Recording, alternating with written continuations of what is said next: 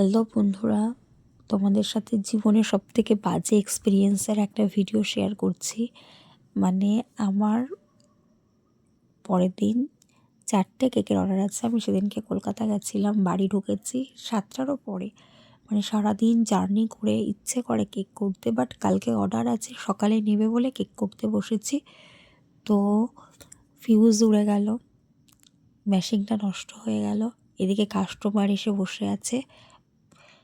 এত বাজে এক্সপিরিয়েন্স, কি বলবো। আমি কখন যে কেক রেডি করব, কি করব নিজেও বুঝতে পারছিলাম না। তো এসে দেখি কাস্টমার এসে দাঁড়িয়ে রয়েছে, উনি বসে আছে, আমি এদিকে কেক করছি। নিজের এত খারাপ লাগছে, কি বলবো। আর রিয়েল ফুলের কেক, যেটা আমার সবথেকে পছন্দের, কিন্তু তার মধ্যে অতটাও সুন্দর করতে পারিনি কেকটা, কারণ এত চাপ।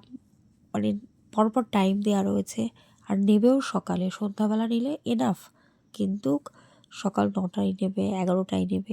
আমি যে কি করে কেক রেডি করেছি, কি বলবো। তারপরেও কেমন হয়েছে অবশ্যই জানাবে কমেন্ট করে তোমরা।